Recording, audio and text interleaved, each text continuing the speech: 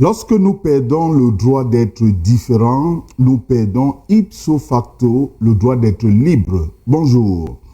Un peu plus de 24 heures après le tirage au sort pour les poules de la prochaine CAN Maroc 2025, même si la CAN se jouera plutôt en début d'année 2026, les commentaires vont bon train dans les milieux sportifs et footballistiques en général et les pronostics vont déjà quant à savoir si oui ou non les Lions vont pouvoir tirer leur épingle du jeu dans ce groupe F constitué de la Côte d'Ivoire, tête de chapeau et champion en titre de la CAN, mais également le Cameroun et un peu plus bas le Gabon puis la Mozambique.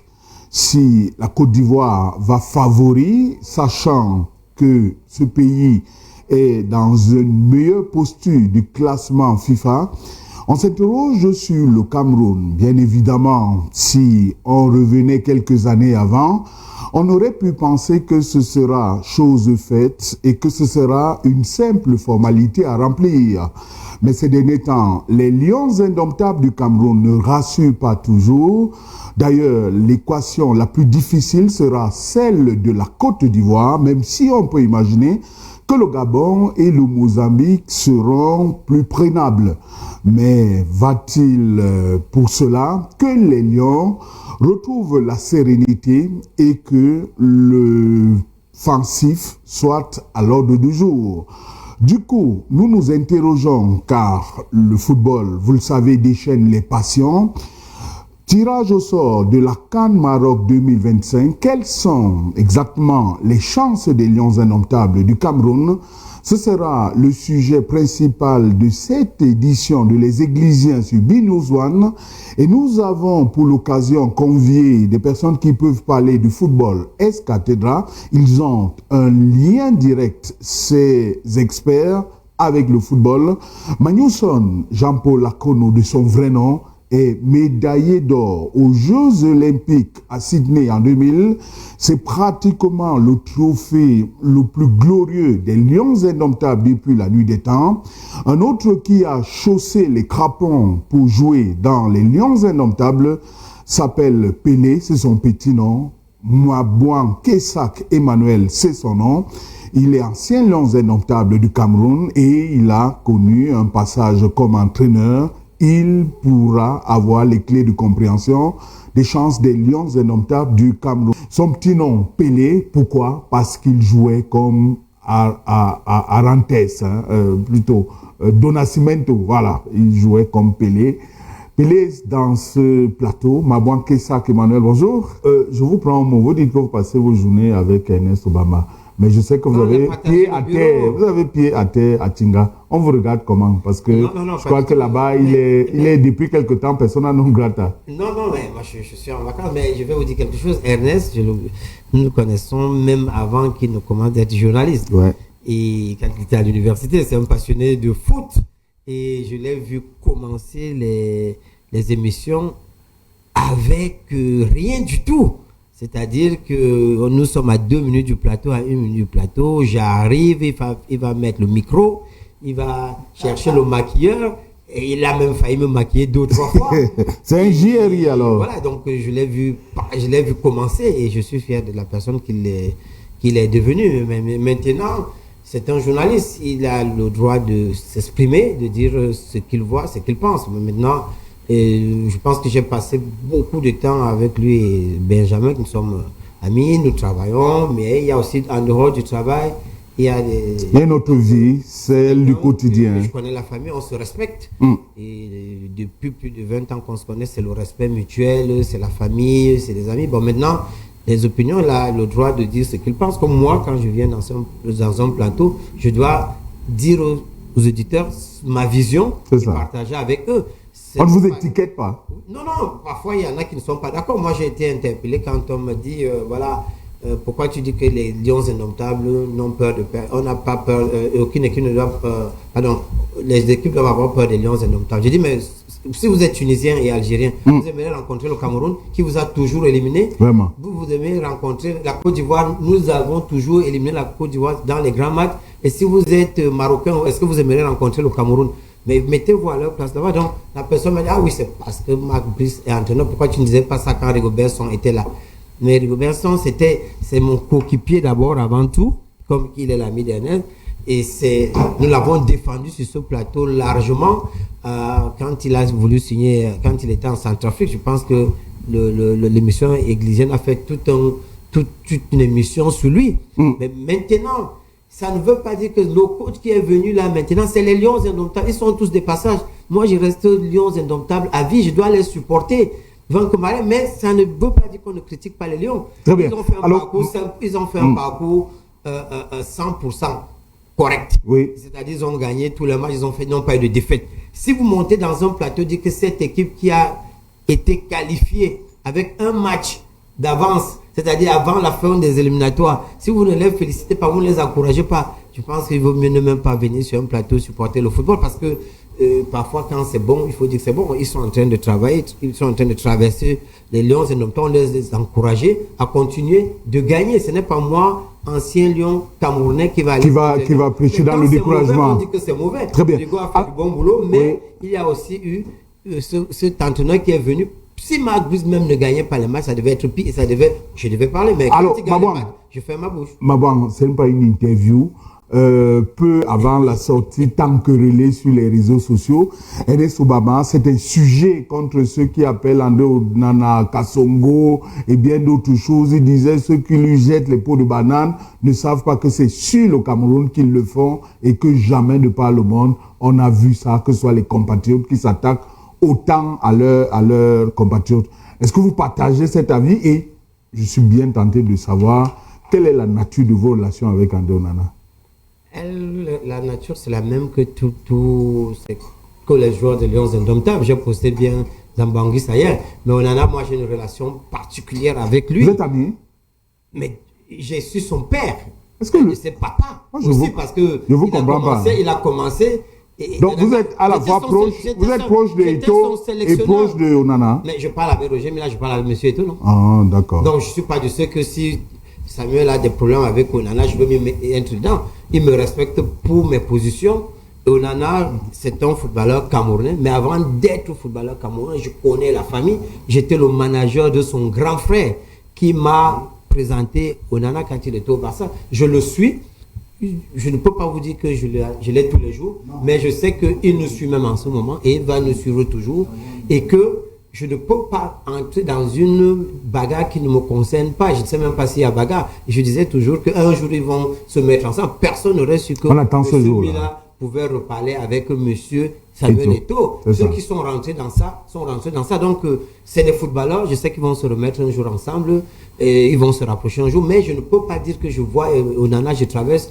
Parce que je travaille à la fédération, je ne peux pas parler avec Onana. Je vais vous raconter une histoire. Je suis l'ami du père de Choupo-Moting qui a eu des propos. Je peux tout simplement dire, monsieur Choupo, vraiment, ceci c'est bon, ceci ce n'est pas bon. Mais s'il a le droit de s'exprimer. Monsieur Samuel Eto'o ne m'a jamais dit, mais pourquoi tu parles avec le père de Choupo-Moting? Mais il sait que c'est mon ami. Mais il m'a toujours dit, ton grand frère est là. Je dis, il est là, c'était des amis avant. Rien ne dit que demain ils vont reparler. Maintenant, si vous rentrez dans ce problème, vous êtes...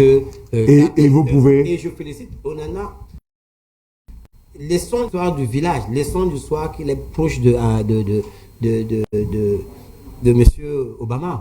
Ils sont de la même région, pratiquement le même village.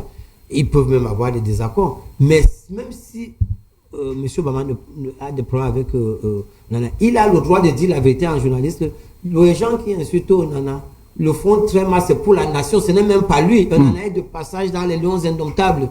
Nous, qu'est-ce qu'on veut gagner? On veut gagner la Coupe d'Afrique. Ceux qui ont gagné en 2000, 2001, 84, on les a déjà oubliés, mais le palmarès du Cameroun reste. Je pense que quand on s'exprime, il faut qu'on même félicite en disant qu'il s'est exprimé pour encourager que les gens n'insultent plus André Onana. Et c'est ce que nous devons faire tous. C'est comme si on insultait Roger Mila ou on insultait Samuel Eto'o. Nous, on doit se lever et dire non, on n'insulte pas. Vous pouvez critiquer, mais ne pas insulter.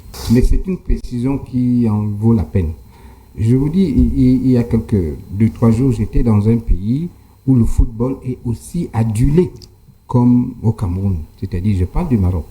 Et dans ce pays qui va accueillir la CAN, le Cameroun a la chance de jouer à Marrakech, qui est, je dirais, la plus belle ville du Maroc. Je peux vous assurer que des footballeurs marocains,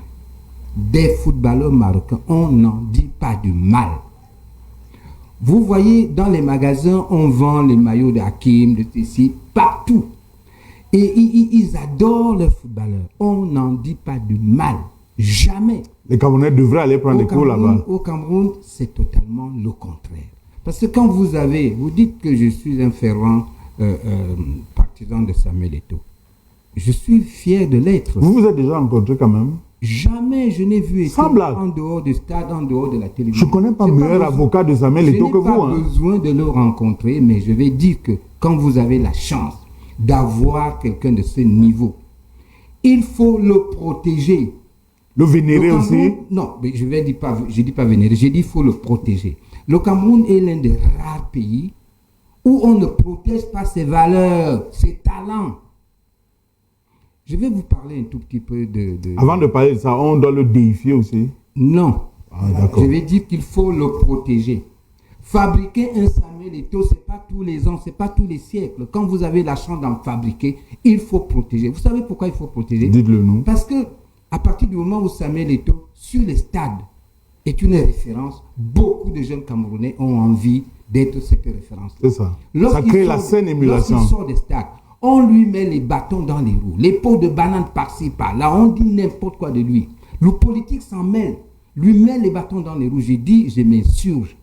Des gens écrivent parfois, quand je fais un article sur Samuel Eto'o, on pense que je n'ai aucun lien avec Samuel Eto'o. Je ne l'ai jamais vu. Sans blague. Maman, s'il vous plaît, est-ce que vous pouvez arranger un rendez-vous? Au moins, attendez, Xavier, s'il vous plaît, laissez-moi modérer l'émission. Il vient de vous dire qu'il ne m'a jamais vu. C'est de même pour M. Samuel Eto'o. Il y a des gens qui me rencontrent. Il y a quelqu'un qui me disait hier, du côté d'Obala, que mais mon rêve, c'est de voir ça M. Obama. Il lui a dit que bon, quand je serai sur le plateau, je vais un jour arranger ça. S'il vient à la Fédération camerounaise de football, il remplit l'audience. M. Eto'o reçoit tout le monde. Il va, par rapport à son agenda, recevoir mon frère. Je l'accepte entièrement. Je vais vous dire, je vous ai raconté une anecdote sur ce plateau, je crois. J'étais en déplacement, j'étais en mission au Burundi. La nouvelle a circulé qu'il y avait un Camerounais qui habitait un hôtel qui n'est pas loin du campus universitaire. Et un matin, je suis en train de prendre mon petit déjeuner. Je vois un groupe d'étudiants qui s'amènent. Ils viennent voir un Camerounais parce qu'ils voulaient voir à travers ce Camerounais Samuel Eto'o. J'ai raconté cette anecdote. C'est ça. Ils ont écrit une lettre. Ils m'ont demandé de remettre cette lettre à Samuel Eto'o. Vous avez fait comment la lettre? Mais moi, je vais voir Eto'o pour lui remettre. À la FECAFOUI, là, tu vas essayer. Qu'est-ce que j'ai fait? J'ai remis à l'époque, Junior Bignam, qui était un de mes collaborateurs à mutation, je lui ai remis le courrier. J'ai dit, moi, je ne sais pas dans quel monde on rencontre Eto'o. Toi, tu as la possibilité, remets-lui ce courrier. Pour vous dire, et partout, je vais au Maghreb, les gens font des autographes, ils me remettent pour donner à Eto'o. Je vais rencontrer. Maintenant, j'ai la possibilité, je peux remettre à Ernest Obama. Vous n'êtes pas sérieux? Mais vous lisez la toile, non? Écoutez, je sais que Ernest Obama a des acquaintances avec la FECAFOOT. D'accord. Il n'est pas interdit d'y aller. Non, pas du tout. Il a des relations là-bas. Alors, si je remets un courrier de Samuel Eto'o à Ernest Obama, je suis sûr que ça va arriver. Magnoson, Jean-Paul Akounou, bonjour. Bonjour, Armand. Comment vous allez? Alors, c'est un plaisir extraordinaire de vous recevoir, Jean-Paul. Vous venez de maladie. Vous vous êtes levé sur votre lit de convalescence. Vous devriez être avec nous il y a 2 semaines de cela, mais vous étiez alité. Dieu merci, vous êtes en jambes. Merci de tout cœur à votre épouse qui prend en main un grand soin de vous. La dernière fois, quand j'ai appelé, elle m'a fait comprendre, écoutez, M. Okol, vous savez parfaitement l'estime que le coach a pour vous, mais là, il est alité, il va même d'ailleurs prendre une deuxième perfusion. Ça a pris un peu plus d'1 semaine, mais Dieu merci. Vous vous êtes remis, c'est un plaisir extraordinaire de vous recevoir. Qu'est-ce que vous dites après les propos de Ernest tout à l'heure? Je ne sais pas quoi dire. Je crois que Ernest n'a fait que dire ce qu'il pense, ce qui me semble être comme une réalité que je vis, que la plupart, n'est-ce pas, des gens qui ont rendu quand même des services dans ce pays, au niveau du sport et singulièrement du football, vivent aussi. Donc ce n'est pas seulement moi, bon, peut-être que par rapport à ce que j'ai fait, il a donc ressorti cela, je ne peux que le remercier. Une chose est sûre, c'est que c'est vrai. Bon, je crois d'ailleurs que nous en avons discuté. Parler durant notre belle émission. Vous savez ce que Ernest m'a dit après l'émission? C'est vrai, on ne s'est pas vu depuis. Il a dit très belle émission, c'est ce qu'il m'a dit. Il m'a dit chapeau et il m'a dit demain je t'offre une bouteille de vin. Il me l'a offert, vous étiez à la maison. Je n'ai pas pu vous... Magnusson, comment vous avez trouvé le tirage au sort de manière globale avant qu'on ne parle de notre poule? C'est serré, c'est ouvert, tout le monde peut trouver son compte et s'en sortir? Ben oui, je pense que en dehors du cérémonial, n'est-ce pas, qui a précédé effectivement le tirage proprement dit, je crois que la CAF aujourd'hui se professionnalise. Oui, c'était une belle cérémonie. Vraiment, pas seulement celle de Rabat. Oui. C'était à Marrakech ou à Rabat? Vous aviez fait connaître le Maroc. C'était au Maroc en tout cas. Au Maroc, comme dit Ernest. Je crois que nous devenons, on commence à nous prendre bien au sérieux, on fait des choses bien professionnellement aujourd'hui. Le tirage ne souffre pas, n'a pas souffert, n'est-ce pas? Il n'y a pas de commune. Pas du tout, pas du tout. Il n'y a pas de risque qu'on essaie de... C'était, comme on dit à Mondovision, oui. On n'a vu aucune commune vraiment, et surtout les gens qui sont venus pour tirer, ils devaient être les premiers à constater s'il y avait quelque chose. Je pense donc que les groupes qui sont sortis, n'est-ce pas, à l'issue de ce tirage, me semblent être des groupes vraiment équilibrés. C'est ça. Très équilibrés. Il n'y a pas à dire que... Sinon, tous les... Je crois que c'est les 6 groupes... Tout à fait, les 6 groupes. Alors, je rappelle les groupes en question. L'image va s'afficher. Groupe A, Maroc, Mali, Zambie, Comores. Groupe B, Égypte, Afrique du Sud, Angola, Zimbabwe. Groupe C, Nigeria, Tunisie, Ouganda, Tanzanie. Groupe D, Sénégal, République démocratique du Congo, Bénin, Botswana. Groupe E, Algérie, Burkina Faso, Guinée équatoriale, Soudan. Et enfin, groupe F, Côte d'Ivoire, Cameroun, Gabon et Mozambique. Alors, Jean-Paul, avant qu'on ne parle de manière profonde de ces différents pôles de la nôtre, c'est arrivé quelques jours après qu'on ait appris qu'on a invalidé la candidature de Samuel Eto'o à la CAF. Ça doit vous faire mal, non? Ben,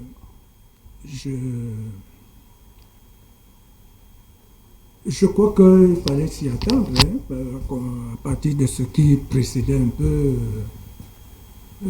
cette invalidation. Vous savez, Samuel Eto'o a été le président de l'Africafoot, a été l'objet d'une suspension, oui, n'est-ce pas, de la FIFA. Et je crois que dans les règlements, tout ça, ainsi de suite... J'ai discuté avec un juriste qui m'a donné une information qui, moi, m'a fait froid au dos. Il dit que la conséquence automatique de l'invalidation de sa candidature à la CAF veut dire qu'il ne pourra plus briguer un mandat à l'Africafoot. Je ne sais pas si cette suspension va courir jusqu'au moment où son mandat sera encore effectif, n'est-ce pas, au niveau de l'Africafoot. Je ne sais pas, mais je pense que 6 mois, ça finit en mars. Voilà, ça finit en mars et je ne crois pas qu'il y ait des élections au Cameroun en mars. L'élection, c'est en décembre, non? C'est en décembre prochain. Jusqu'en mars. Jusqu'en mars, c'est fini. Pas en mars 2006. Mars. Oui. Donc, encore que même pour l'invalidation, il y a encore l'option du TAS. Il peut effectivement faire recours au TAS qui peut naturellement casser cette décision, je crois. Voilà. Très bien. Je pense que si son conseil arrive jusque-là, peut-être on peut l'invalider. Et là, avant les élections, je ne sais pas si on peut reconsidérer sa candidature. Mais je crois que ça me semble ce qui était déjà prévisible. Prévisible parce que avec le roi des taux, dans tout ça, on ne voyait pas d'un bon œil qu'il puisse arriver sans qu'on lui fasse quelque chose ou bien sans qu'on l'amène, n'est-ce pas, à faire une faute afin qu'il soit suspendu et qu'il soit un candidat gênant. Sinon, un candidat beaucoup plus susceptible, n'est-ce pas, de succéder à ceux qui sont là aujourd'hui.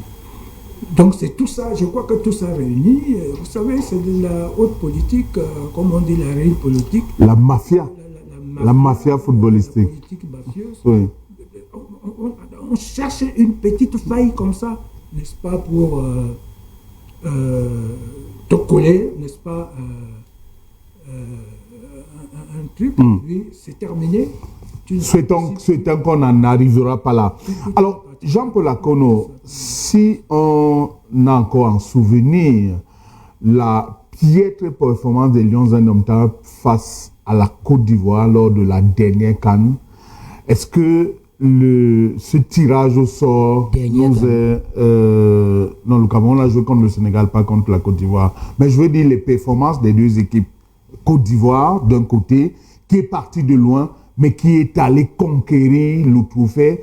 Si on tient en compte cette Côte d'Ivoire, qui a su se relever d'une chute terrible, et quand on voit la physionomie des Lions indomptables, est-ce que c'est en toute sérénité qu'on va aller affronter la Côte d'Ivoire? Mais écoutez, la Côte d'Ivoire, pour arriver à se qualifier, pour être parmi les 24, tout comme le Cameroun, pour être parmi les 24, a suivi un cheminement, c'est-à-dire les éliminatoires. Et la Côte d'Ivoire n'a pas joué rien que sur des velours. C'est ça. Pendant, n'est-ce pas, les matchs qu'il opposait à d'autres équipes de son groupe des éliminatoires. Je crois qu'ils ont eu 2 ou 3 défaites et à un moment donné, vraiment, la qualification de la Côte d'Ivoire était hypothéquée. S'hypothéquait déjà. Et heureusement, ils ont pu se relever. Par contre, le Cameroun a fait un sans faute. Ça, il faut le dire.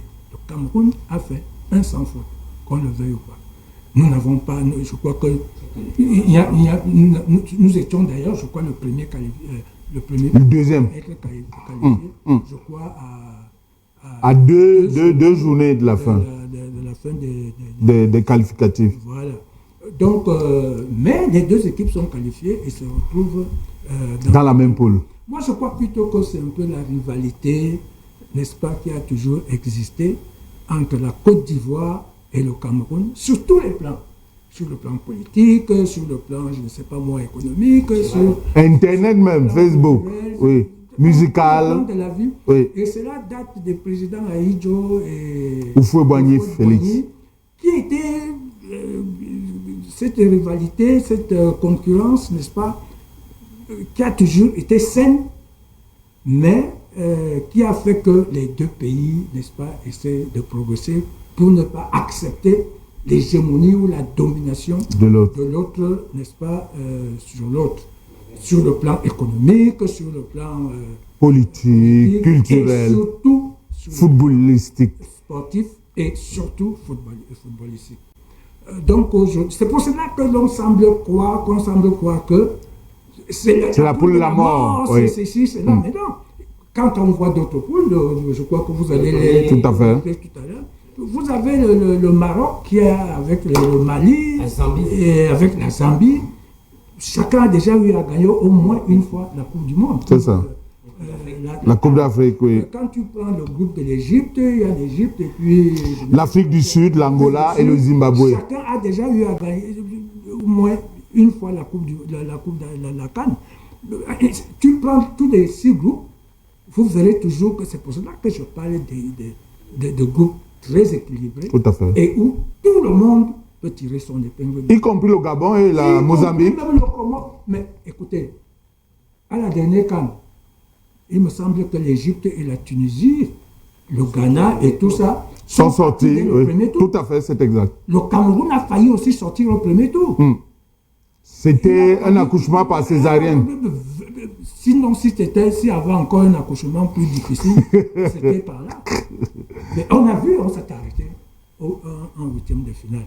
Donc, ce n'est pas parce qu'il y a le Cameroun et la Côte d'Ivoire, et pour aussi ajouter le Gabon qui nous conteste aussi, n'est-ce pas souvent, cette hégémonie, ne serait-ce qu'au niveau de la sous-région, qu'est l'Afrique centrale, qui nous le conteste cette hégémonie. Donc, c'est pour cela qu'on semble croire que, évidemment, les matchs seront des matchs dignes d'intérêt et cette concurrence, n'est-ce pas, va prévaloir. Aucune équipe, tout le monde voudra, le Cameroun voudra que tout le monde le batte, sauf peut-être la Côte d'Ivoire et peut-être sauf le Gabon. Le Gabon voudra que tout le monde le batte, sauf le Cameroun. Et sauf peut-être la Côte d'Ivoire. La Côte d'Ivoire voudra que tout le monde le batte, sauf le Cameroun surtout, et peut-être sauf le Gabon. Alors, donc, pour moi, c'est des groupes très équilibrés. Et je dis, la surprise peut venir de tout le monde. On a vu... et puis, qui ne dit pas que, comme la fois passée, les 2 finalistes qui se sont retrouvés étaient d'abord dans la même poule.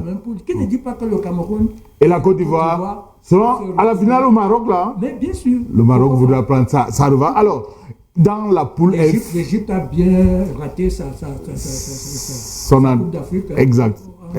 Exact. Ma banque est ça que le Mozambique, dans notre poule, est vraisemblablement le petit poussé.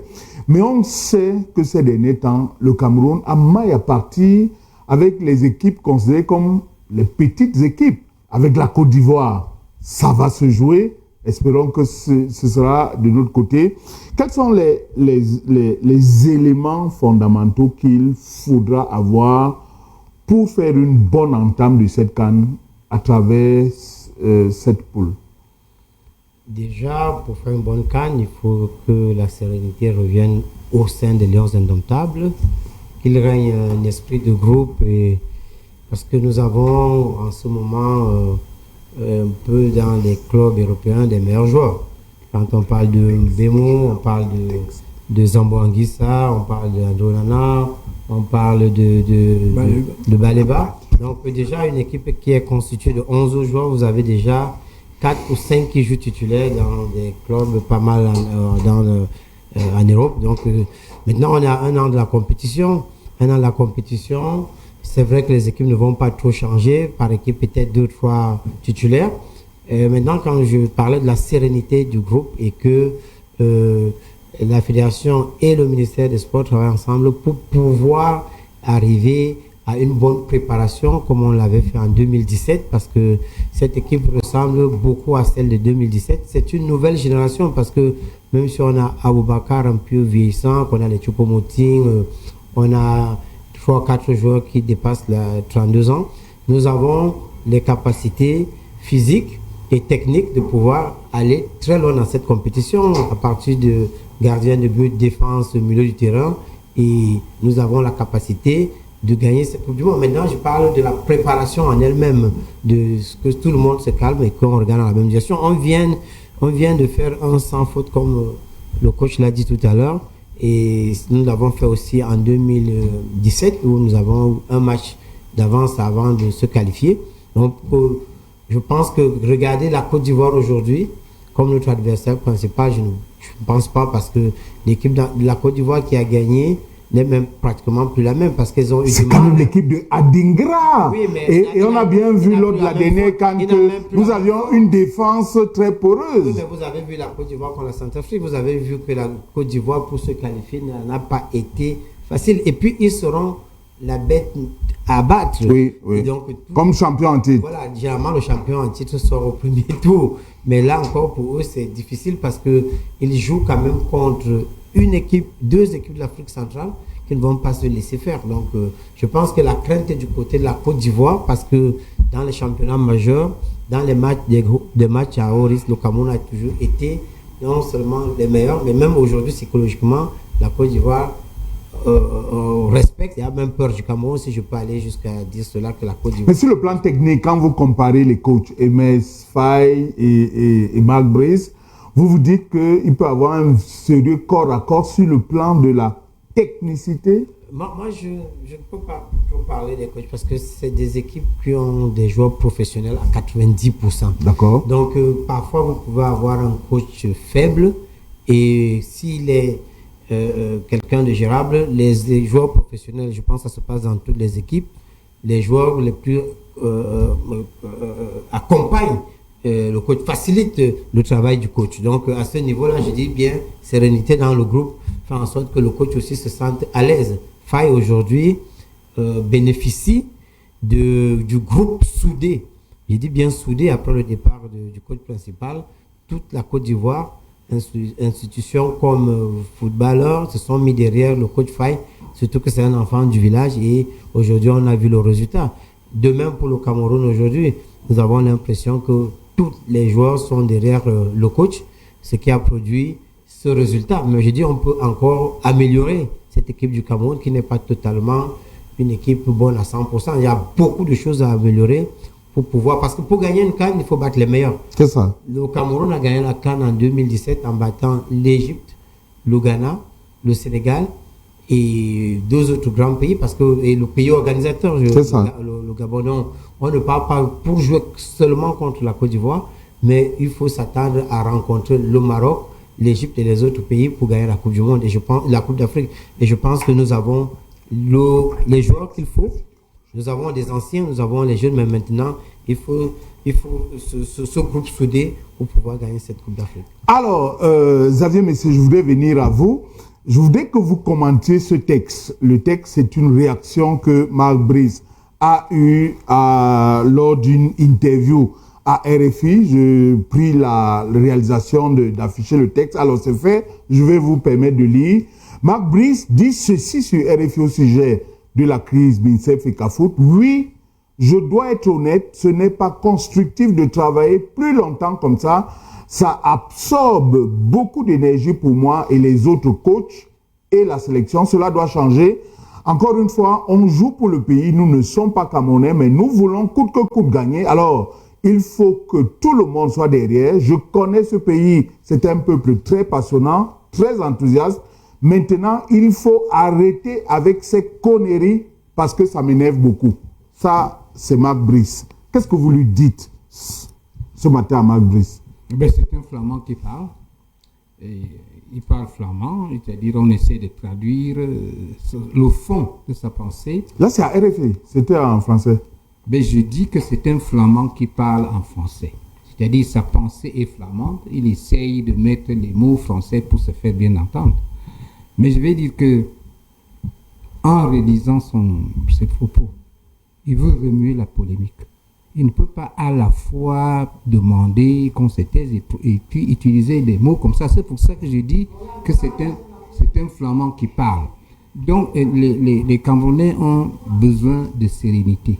L'équipe nationale a besoin de sérénité. Et je vais dire, qui a amené la polémique au sein de l'équipe? Ce n'est pas les Camerounais, c'est lui. C'est lui. Le moment n'est plus là pour revenir sur ce propos. On gagne des matchs, tant mieux. On les gagne avec lui, tant mieux.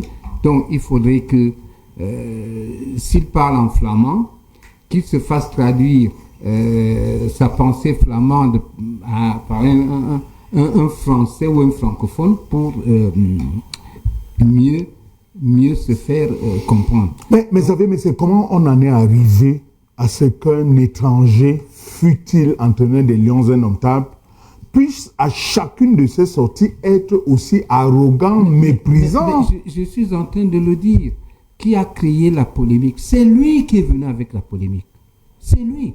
j'ai eu à écrire un papier. Je crois que l'un des plus durs articles que j'ai eu à écrire sur quelqu'un, j'ai dit, je l'ai ramené dans ses racines culturelles. Je l'ai ramené dans ses racines culturelles en parlant de Nietzsche. C'est son cousin, Nietzsche. Non? C'est Nietzsche, son cousin, qui parlait de la race aryenne. Et qui dit Nietzsche, dit Hitler. Ils ne sont pas loin, c'est la même racine. Et ces gens-là, pour eux, le noir n'existe même pas. Ça n'existe pas, le noir. Et je pense qu'il est venu dans ses gènes avec cette mentalité de Nietzsche. Le noir n'existe pas. Et s'il était venu, ce n'est pas le premier entraîneur belge que nous ayons eu. On a eu des entraîneurs belges qui sont venus de manière modeste, de manière tout à fait coopérative. Il est venu avec la pensée de Nietzsche, condescendant comme tout. Hein? Pourquoi ceux qui se présentent comme ses principaux parrains, je veux parler des responsables du ministère des Sports, ne l'amènent pas à la raison?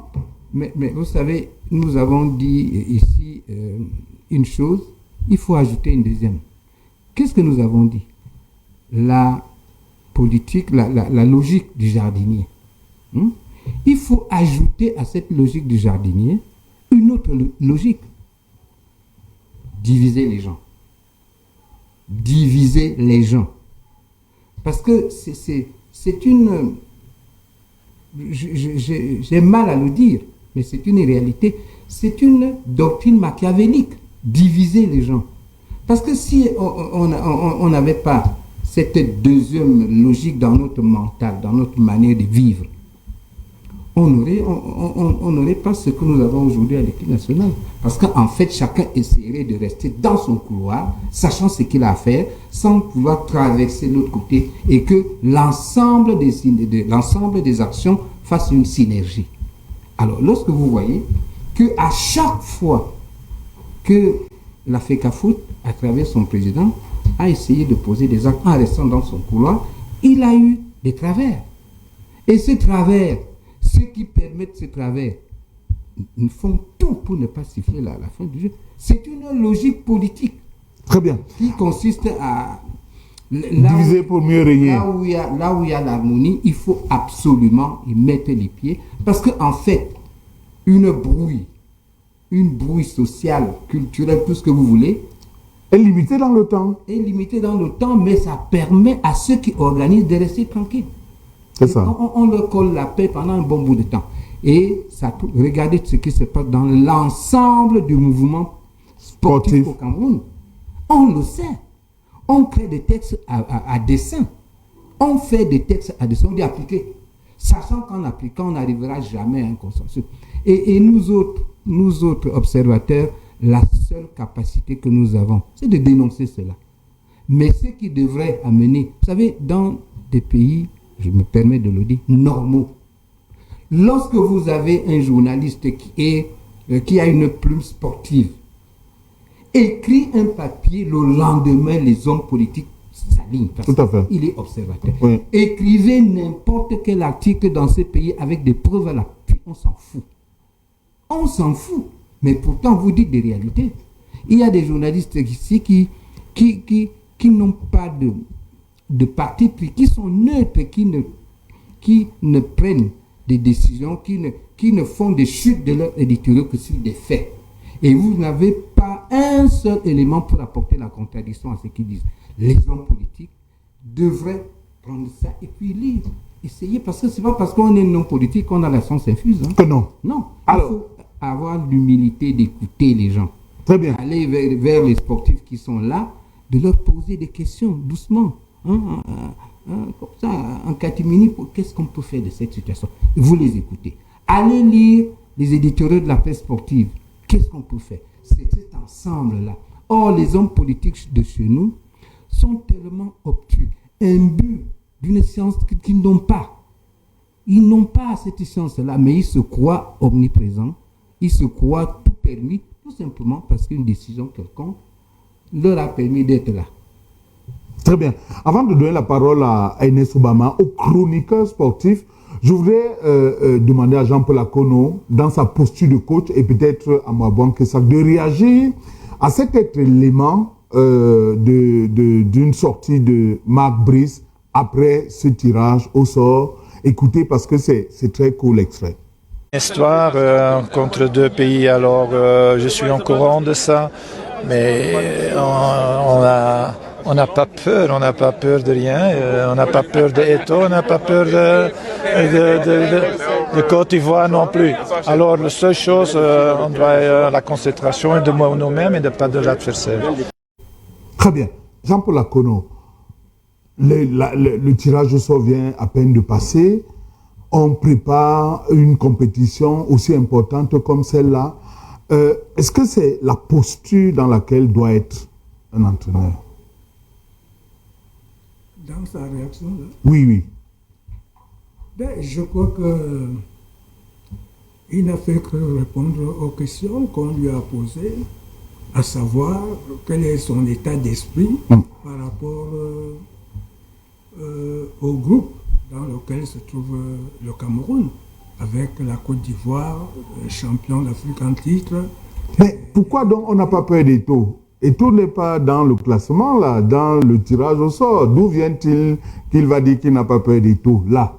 Comment comprendre? Oui, il vient de dire on n'a pas peur d'Eto'o, on n'a pas peur de la Côte d'Ivoire.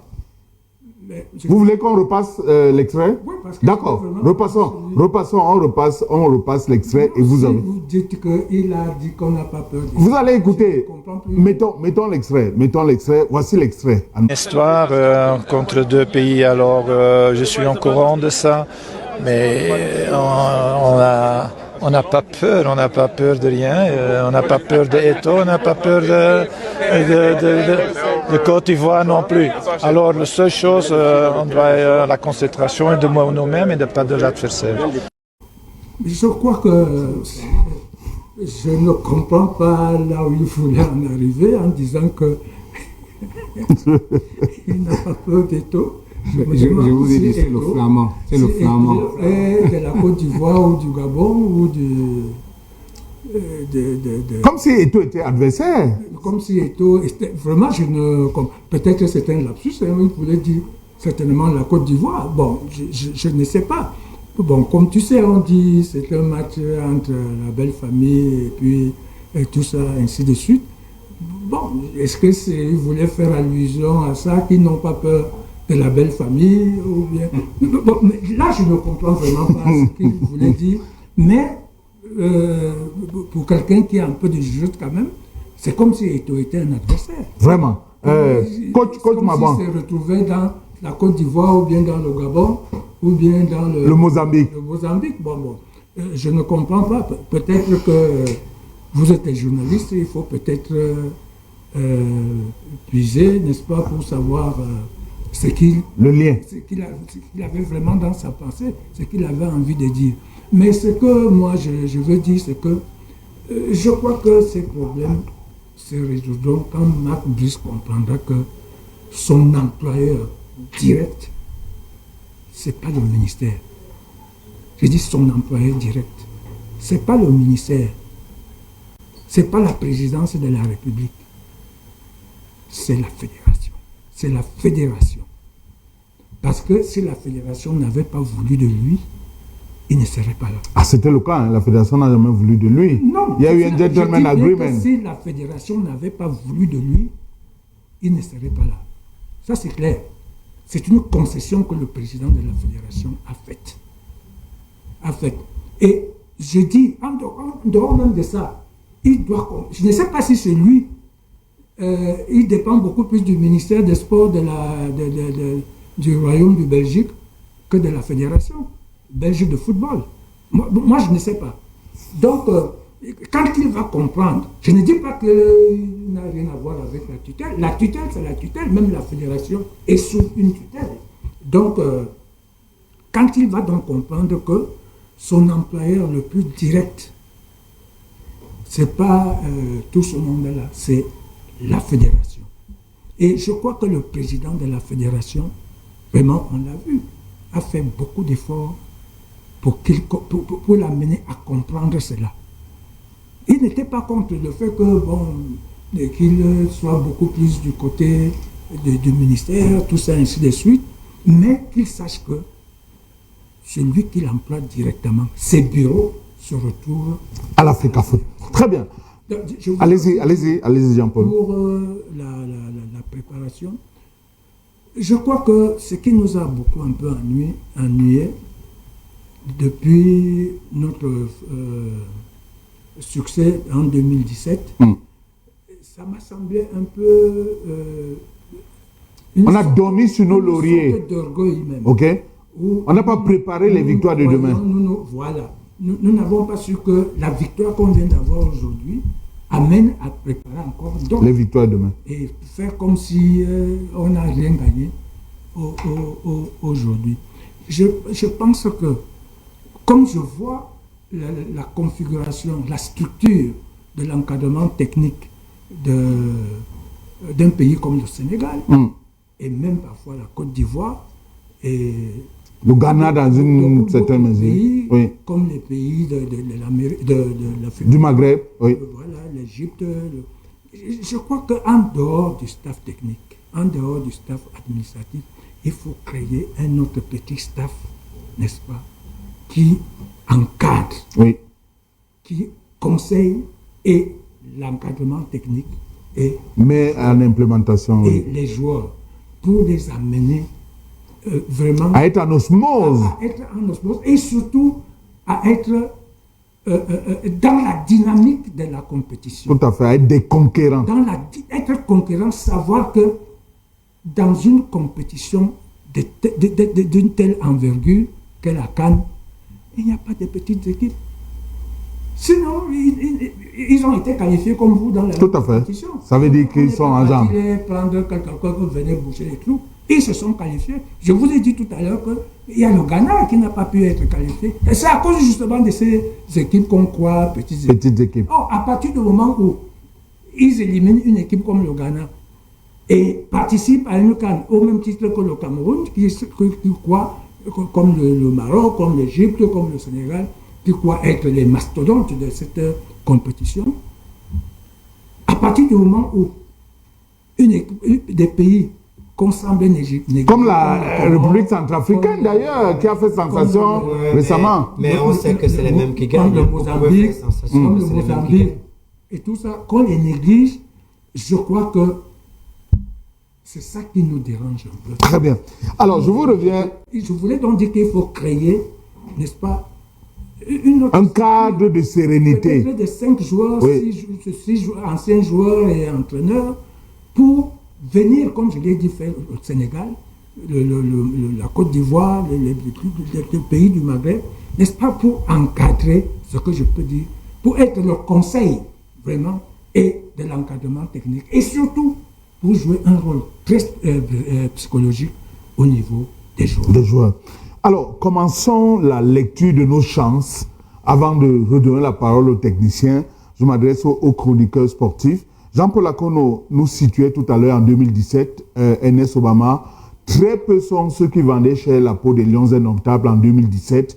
Mais au fur et à mesure qu'on évoluait dans la compétition, on a retrouvé le rythme et on a terminé en beauté. Comment faire pour au moins que l'esprit soit celui-là? Et face à la Côte d'Ivoire, le Gabon, le Mozambique, vous pensez qu'on a des chances de passer au second tour? Après, moi, je ne suis pas chroniqueur sportif, moi, je suis journaliste politique. J'ai été chroniqueur il y a longtemps. C'est pour ça que je dis ancien chroniqueur sportif alors. C'est pas ce que vous avez dit. Bon, ancien chroniqueur sportif. Desio, je pense que le Cameroun est peut-être l'un des rares pays à avoir remporté une CAN dans le monde Maghreb, chez les Maghrébins. C'est très difficile. Maroc en 84. 88. 88, ma foi. En 84, c'était en Côte d'Ivoire. En 86, c'était en Égypte. En 88, c'était au Maroc. En 90, en Algérie, c'est l'Algérie qui gagne, il me semble bien. En 92, au Sénégal, on est éliminé en demi-finale. Après le raté de, je crois, Jacques Songo. Non, en 92, c'est pas Koundé qui rate. 92, c'est pas Koundé qui rate, c'est le gardien. C'est Koundé qui a raté en 92. Oui, je pense qu'en contre la Côte d'Ivoire. Non, contre la Côte d'Ivoire, c'était au tir au but. Oui, mais on finit au tir au but, mais il rate un penalty. Mais le dernier tireur qui rate, Jacques Songo, si elle ne me trompe pas. Parce qu'en 94, en Tunisie, on est absent. Le Cameroun ne s'est pas qualifié. Et puis on revient en 85 à l'Afrique du Sud, on est éliminé au premier tour, battu par l'Afrique du Sud 3-0 lors du match d'ouverture. En 98, on est éliminé en quart de finale. Il dit qu'il n'est pas chroniqueur sportif. Il voulait juste que montrer aux gens qu'il ne connaît rien. En 2000, on gagne. C'était une calque organisée comme Ghana-Nigeria. Et puis en 2002, on gagne au Mali. En 2004, on est éliminé en quart de finale par le Nigeria, je crois bien. En 2006, éliminé également. En 2008, on est éliminé en finale par l'Égypte, après une erreur de Rigaud. En 2010, en Angola, éliminé en quart de finale toujours par l'Égypte. En 2012, quand on était absent, si je ne me trompe pas. Est-ce qu'on a demandé de reparler de man? C'est comment? On est sorti au premier tour. Alors, pour la CAN du Cameroun, il faut d'abord comprendre que la CAN 2025 va se jouer après deux événements importants au Cameroun. Primo, l'élection présidentielle. Deuxièmement, l'élection à l'Africafoot. Parce que la CAN commence en décembre. Et normalement, si on respecte le calendrier électoral à l'Africafoot, l'élection devrait avoir lieu entre le 11 et peut-être le 15 décembre. À moins, ce qui peut se faire logiquement, que là-bas, le board de l'Africafoot décide d'anticiper l'élection pour permettre à l'équipe de bien se préparer. Parce que si on prépare l'élection, en même temps on prépare une compétition, ça peut être compliqué. Mais maintenant, en ce qui concerne l'équipe, moi je vois le Cameroun au moins en finale. Hein? Je vous dis que... On avait dit ça pour la Côte d'Ivoire. Je vous dis que je vois le Cameroun au moins en finale. Et notre match le plus difficile sera contre le Mozambique. Parce que quand les Lions jouent contre une grande équipe, on n'a même pas besoin d'entraîneur. C'est-à-dire que les gars eux-mêmes ils sont motivés. On a juste besoin de quelqu'un comme Jean-Paul Akone pour leur rappeler à quel niveau le match est important. Contre la Côte d'Ivoire, les Ivoiriens, vraiment nos beaux-frères qui se préparent à mordre la poussière, ce sera compliqué. Le Gabon, actuellement, sur le plan footballistique, ce n'est pas terrible. C'est-à-dire qu'il y a une équipe qui est en reconstruction. Je ne sais pas si le championnat a repris là-bas. Je ne sais pas dans quel état de forme sera Aubameyang. Parce qu'on parle de décembre, hein. C'est dans combien de mois? C'est dans... en Afrique, dans Arabie Saoudite. Oui, 11 décembre. Décembre, dans 11 mois. Dans 11 mois, c'est bien loin et c'est compliqué. Alors que l'équipe du Cameroun, aujourd'hui, on a cette chance-là qu'on a un groupe homogène. Je ne peux pas dire homogène. Si je le dis, ce serait mentir. On a quand même un groupe qui a des joueurs de qualité.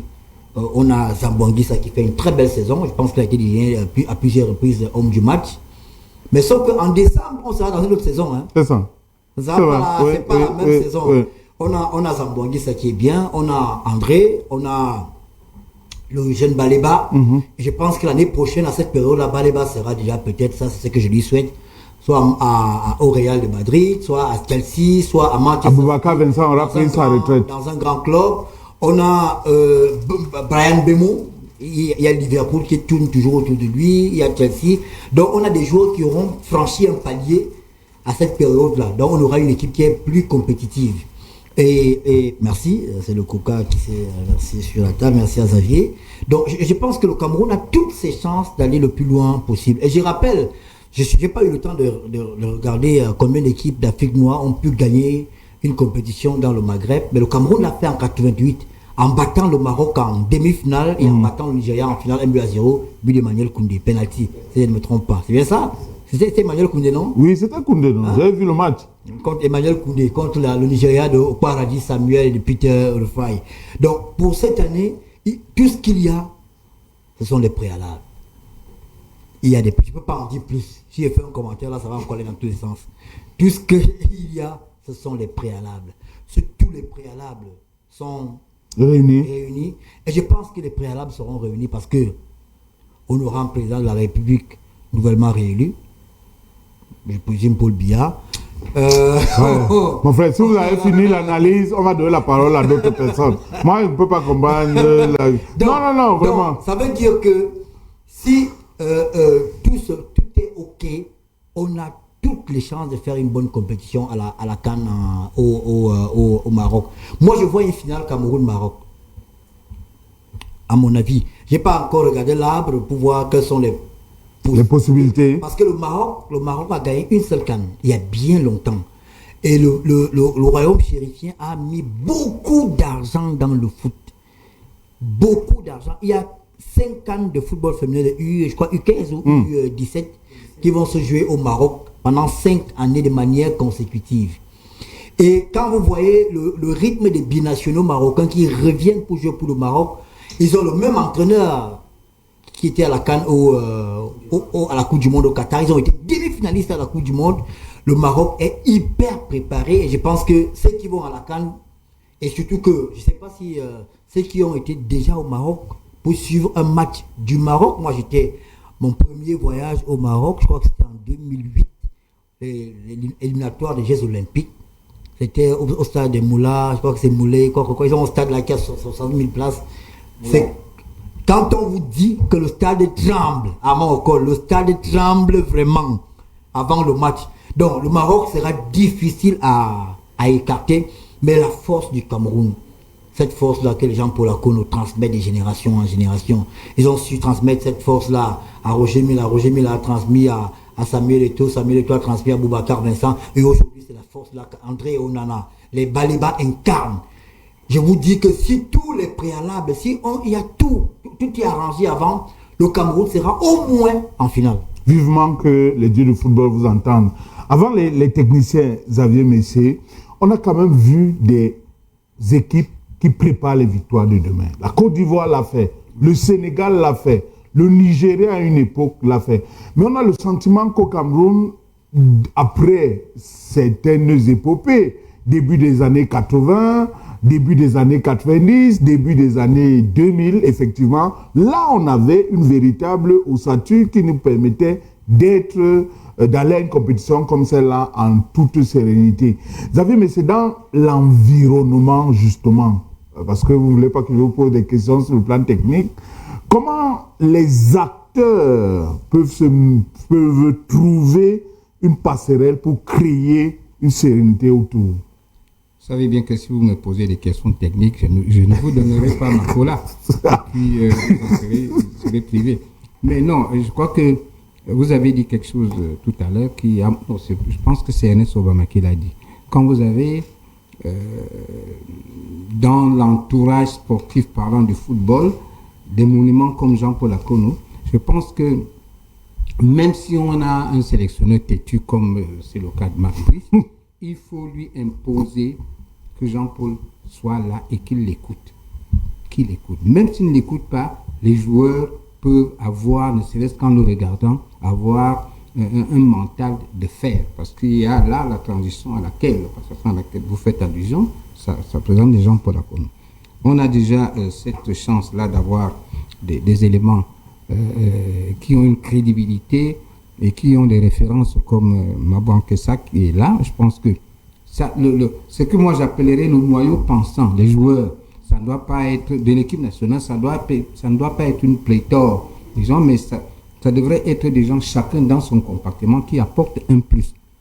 La psychologie, si Marc Brice était un type humble, il irait de temps en temps appeler Jean-Paul Akono pour un petit dîner, un petit café qu'ils prennent ensemble, et puis être à ses côtés. C'est ce qui manque à ce flamand que vous écoutez là et qui dit des choses parfois à tort et à travers. Maintenant, sur le plan préparation technique, je peux vous assurer, j'ai eu l'occasion de visiter récemment, pour la deuxième fois consécutive, le complexe sportif de football Mohamed VI. Je peux vous assurer que ce complexe regarde d'en haut Clairefontaine. Mon Dieu. Ça regarde d'en haut et de très loin Clairefontaine. Un peu comme la basilique de Yamoussoukro qui regarde de haut celle de Rome. Ce complexe qui est bâti sur 30 hectares dans la banlieue de Rabat, à 30 hectares, vous y trouvez tout. Moi qui ne suis pas footballeur sportif de premier niveau, j'ai visité, il y a tout. Je suis sûr que Clairefontaine, qui a été construit, je ne sais pas, il y a des années, il y a très longtemps, quand ils vont regarder le complexe sportif de football Mohamed VI, ils vont pâlir. Alors, imaginez-vous que l'équipe nationale du Maroc est enfermée là-bas. Ils prennent de temps en temps des moments quand ils ont du temps libre, ils sont là. Ils ont tout ce qu'il faut pour se préparer. Ajoutez à cela l'environnement sportif, le milieu.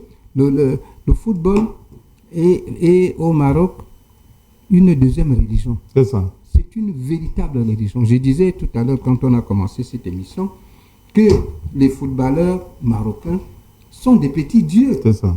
Et ils sont des petits dieux, ils ne sont pas comme les nôtres qu'on a tendance parfois à parler n'importe comment. Donc ces deux éléments-là, l'entourage immédiat qui est constitué de personnes avisées, des personnes chacune dans son comportement, peut constituer le noyau pensant des lions indomptables. Le deuxième élément très important, l'environnement technique, sportif qui est là. Et donc, à mon avis, le complexe sportif footballistique du Maroc, Mohamed VI, c'est l'unique actuellement en Afrique. Très bien. Alors, 1 minute à vous, Mabouan Kesak, et 2 derniers à Jean-Paul Akono. Je lui demanderai s'il pourrait accepter une main tendue. Quelles sont nos chances? Non, le Cameroun, le foot, c'est des cycles. Moi, je suis parfois choqué de vous entendre parler du Cameroun que négatif. Non, parce que vous avez dit tout à l'heure que le Nigeria, machin truc. Mais nous avons 8 finales, 5 gagnés. Je n'ai rien envié à un Nigérien. Ça, c'était avant. Il y avait quoi avant? Mais on compte le palmarès d'une équipe. Le Cameroun n'est pas champion. Est-ce qu'on joue le palmarès ou bien on joue la forme du moment? Le palmarès d'abord. Le Cameroun n'est pas champion d'Afrique il y a 20 ans. Le Cameroun est champion d'Afrique en 2017. Et il y a 8 ans déjà. Je vais vous dire quelque chose. Remarquez ceci. Chaque fois que le Cameroun est allé en Coupe d'Afrique, on est allé en 90 en quart de finale. On venait de perdre 2 éditions, la Libye et l'Algérie. Chaque fois qu'on gagne, on perd d'abord une édition, 2 éditions et on gagne la Coupe d'Afrique. Mais ça, c'est le hasard. Il n'y a pas le hasard. Si en 50 ans ou en 40 ans, il y a on organise la Coupe combien de fois? C'est-à-dire que le Cameroun a fait 8 finales en moins de 40 ans depuis 84. 8 finales et 5 gagnés. Ça veut dire que les autres doivent même copier ce que nous faisons. Pas l'Égypte en tout cas. L'Égypte a gagné 8 Coupes d'Afrique et les 3 premières Coupes d'Afrique avec 3 clubs. C'était avant. Mais je dis bien, génération 2000, 2001, nous avons 5 Coupes d'Afrique. Depuis 84, on laisse 84, il y a 4 Coupes d'Afrique. Pelé, ne nous grondez pas. Pelé, ne nous grondez pas. Sauf que parfois, ça me choque quand on dit que faites comme le Nigeria, faites comme la Côte d'Ivoire. C'est-à-dire, je me demande qu'ils ont quelle organisation, ils sont loin derrière nous. Et jusqu'à présent, le Cameroun est dans le lot des meilleures équipes africaines. C'est-à-dire, quand on parle de football en Afrique, on parle d'abord du Cameroun. Pelé, on va gagner alors. On va ramener la coupe. Je viens de vous dire qu'en 2017, vous avez toujours dit, moi j'avais dit qu'on part gagnant. Je ne connais pas une équipe du Cameroun qui va partir pour perdre. Sauf si c'est la Coupe du Monde, je peux encore dire, je ne peux pas dire ça. Donc, mais quand c'est la Coupe d'Afrique, j'ai dit, on part pour gagner. Donc le 10 février, on sera en joie. Le coach connaît, il y a des paramètres qui peuvent arriver, des blessures, il y a 1 an. Mais l'équipe du Cameroun, vous avez tout à l'heure parlé de la reprise centrafricaine. Je dis, depuis que la Coupe d'Afrique a été conçue, c'est les mêmes qui gagnent. Il n'y a pas de surprise. La seule surprise, c'était la Zambie. Et cette Zambie, c'était d'abord une équipe forte. Et nous savons que le Cameroun, même pour la Zambie, on a eu des problèmes toujours avec la Zambie. Ils nous ont parfois éliminés. Mais les autres, on va voir. Donc les autres viennent remplir les formalités alors. Ils viennent remplir les formalités, puisque quand ils progressent, nous aussi on progresse. Donnez-moi alors la surprise depuis 1960 d'une équipe qui a gagné la Coupe d'Afrique. Si ce n'est pas la Côte d'Ivoire, si le Tchad entend ça, c'est l'Algérie. Si ce n'est pas l'Algérie, c'est le Maroc une fois. Même la Tunisie et le Maroc ne sont pas favoris par rapport à cette compétition. Parce qu'ils n'ont qu'une Coupe d'Afrique, Mais le Cameroun, le Nigeria, aujourd'hui la Côte d'Ivoire, parce qu'ils montent à 3, mais les autres pays viennent accompagner. Pendant qu'ils progressent, nous aussi on progresse. D'accord. Donnez-moi ici sur le plateau 2 surprises. Donnez-moi 2 surprises. Depuis 1960. J'espère que les autres ne nous écoutent pas. Sinon, ils pourraient décider de ne pas venir. Jean-Paul, est-ce que vous accepteriez la main tendue, Jean-Paul? Est-ce que vous êtes prêt? Est-ce que vous êtes encore en jambes? Est-ce que vous avez encore suffisamment de niaque, de force pour pouvoir apporter? Si on vous greffait à Marc Brice aujourd'hui, vous diriez quoi? Écoutez, je ne sais pas. Peut-être que les gens me trouvent comme ce qu'ils pensent. Attention, comme ce qu'ils pensent. Le foot, c'est-à-dire à la fédération et à l'endroit du ministère, c'est-à-dire de monsieur le ministre des Sports, qui en même sont les gérants, n'est-ce pas, de l'activité footballistique. Des Lions indomptables. Je crois qu'il faut cela. Il faut cela. Vous avez suggéré quoi? J'ai suggéré qu'on fasse, n'est-ce pas, qu'on crée, n'est-ce pas? Tout à fait. Une sorte de think tank. Oui. Peut-être de 5 personnes, Oui. n'est-ce pas? Ce serait qui? Jean-Paul Akono, Jules Frédéric Nyonga, Michel Kaham et qui? Enfin, je ne sais pas. Mais les trois là d'office, non? La fédération pourra décider. Mais les trois là d'office, Jean-Paul. Consultation avec le ministère. Moi, je pense qu'il faut absolument ça. C'est dans ce sens que j'ai eu à le dire. Ce n'est pas que j'ai peut-être mal au pied. Il faut juste une opération. Mais on n'arrive pas à m'évacuer. Il faut juste une opération.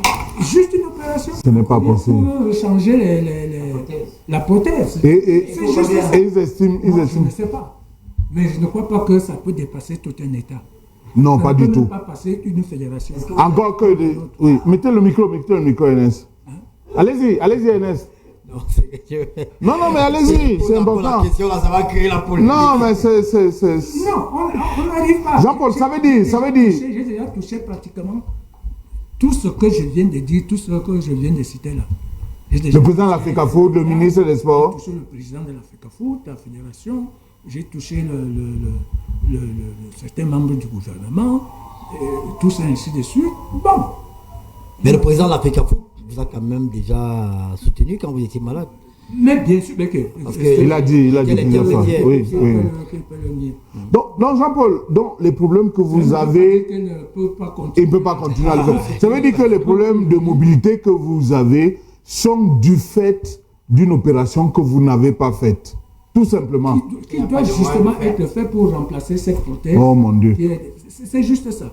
Bon, ceux qui entendent vont entendre. S'ils peuvent faire quelque chose, ils font.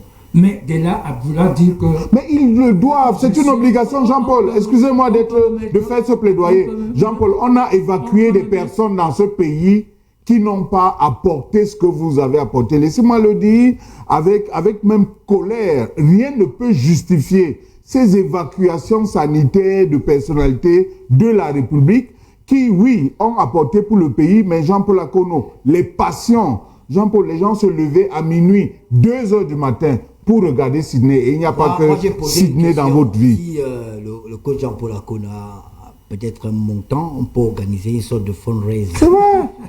C'est très sérieux, coach. Oui, je ne maîtrise pas les évacuations, ce que ça coûte. Je ne maîtrise pas. Je sais que j'ai été évacué, je crois, 2 fois. Une fois par le président de l'Africa Foot, Samuel Eto'o, il n'était même pas encore président. Oui. Et ensuite, une fois par le gouvernement, sur instruction du président de la République. Mais là, ce qu'il vous faut, ce n'est même pas une évacuation, c'est juste que vous devez être opéré dans un centre... Dans un pays où les gens sont spécialisés. Oui, que ce soit en France, soit, je ne sais pas, en Inde. Bon, je sais pas si... Et même au Maroc, hein. Même au Maroc. Bref, ils sont évolués, le plateau technique a évolué. Si ça se faisait ici, c'est sûr que je le... Mais vous avez rencontré le professeur Baïbek? Parce que là, il est vraiment le meilleur en Afrique centrale. Oui. Moi, je ne sais pas si... On m'a fait dire qu'on ne fait pas encore ce genre d'opération au Cameroun. Je pense que le professeur Baïbek... Il faut peut-être d'abord rencontrer le professeur Baïbek. Certainement, j'essaierai de le faire. D'accord. Après l'émission, j'appellerai le professeur Baïbek. Voilà. Je prendrai rendez-vous pour vous. Il faut absolument revoir cette prothèse qui est dedans. C'est ça qui... Parce que moi, j'ai vu des gens qui ont eu la même opération que moi. Bien sûr. Qui peut-être plus compliqué au niveau des hanches, au niveau, je ne sais pas encore quoi. Mais ils jouent au foot. C'est ça. Mais moi, je croyais que tel qu'on me disait que non, quand on va te faire ça, machin, tu vas voir, tu vas encore commencer à courir comme si de rien n'était. Ok. D'accord. Oui. On sort. J'avais 2 suggestions. Oui, allez-y. Je pense que le chef de l'État, on a 2 secteurs importants. Il y a la défense et il y a le sport que les Camerounais aiment particulièrement. Je suggérerais au président de la République, quand il va réorganiser le gouvernement, de créer un secrétariat d'État en charge des anciens sportifs. Très bien. Oui. On a un secrétariat d'État en charge des anciens combattants. Si on peut créer un secrétariat d'État en charge des anciens sportifs auprès du ministre des Sports et de l'Éducation physique. Et même secrétaire d'État. Oui, qu'on nomme Jean-Paul Akono, secrétaire d'État. On ne peut... non, ce que je dis, c'est que le cas du coach Akono n'est pas un cas isolé. Il y a beaucoup de cas comme ça. Oui. Et quand j'étais à la CAN au Ghana en 2008, on a visité le centre de formation qui appartient à un ancien footballeur ghanéen. Comment il s'appelle? Abedi Pelé? Non, pas Abedi Pelé. Oui, je crois que c'est ça Yeboah ou Bafoué. Anthony Yeboah ou Anthony Bafoué. Mais on était... Anthony Yeboah. Quand vous arrivez dans un pays, la première chose c'est savoir où vit-elle, qu'est-ce qu'il devient, tout ça. Mais je pense que si... je suis sûr que le chef de l'État, ça ne le dérangerait pas de mettre peut-être un petit budget à la disposition des anciens sportifs pour leur accompagnement. Il y a eu récemment la filière banane-plantain qui a pensé à accompagner les anciens sportifs parce qu'eux aussi, on doit penser à leur reconversion. Absolument. Il y a des gens qui font des procès, genre, oh, ils n'ont pas bien géré quand ils avaient de l'argent. Ça peut arriver à tout le monde. Mais le gouvernement, la société est là pour permettre à chacun d'avoir un niveau pour pouvoir. Pour le coach Jean-Paul Akono, je vais appeler le traumatologue Bayebek tout à l'heure, après l'émission, pour prendre rendez-vous pour le coach. Et après, si on a une idée de ce que ça coûte, on peut peut-être organiser un fundraising et voir ce que ça peut donner pour qu'on puisse accompagner le coach. Très bien. Parole au téléspectateur. En 92, oui, coach. Ernest Obama a fait un parallèle tout à l'heure. Je crois que c'était avec le Maroc, tout ça, ainsi de suite, et le Cameroun. Je veux dire que ces pays ont un peu le même cheminement. Oui. Le Maroc, je crois, si je ne m'abuse, si je ne me trompe pas, organisera aussi sa deuxième CAN. C'est ça. Après la première. En 88. En 88. Vous avez vu le Maroc? Je ne vous coupe pas. Le Maroc a été demi-finaliste de la Coupe du Monde. Ils sont venus à la CAN. Ils ont sorti. Ils n'ont même pas fait les demi-finales. Alors, la présentatrice du journal de 13h va me faire des problèmes. Oui, dernière phrase, coach, s'il vous plaît. Donc, pour moi, je pense que le Cameroun, j'ai dit tout à l'heure que moi, je ne serais pas surpris de voir le Cameroun et la Côte d'Ivoire disputer cette finale. Que je vous entende. En Côte d'Ivoire. Et que le Maroc, il faut le dire, le Maroc aujourd'hui, c'est la meilleure équipe africaine. C'est vraiment la meilleure équipe africaine aujourd'hui. Mais je ne serais pas qui n'a pas de palmarès. Que le Maroc, n'est-ce pas, puisse n'est pas allé jusqu'au bout, n'est-ce pas, lors de cette deuxième CAN qu'elle organise à domicile. Merci de tout cœur, on ne pouvait pas mieux le dire. Merci à vous, les techniciens, d'être venus. Merci à Xavier Messier et à Ernest Obama. Merci à toute l'équipe de production, mais surtout aux téléspectateurs de nous avoir suivis, écoutés. C'est toujours un plaisir. Et le sport revient ce soir. D'ailleurs, à partir de 21h, vous aurez la possibilité de découvrir d'autres sports. Bien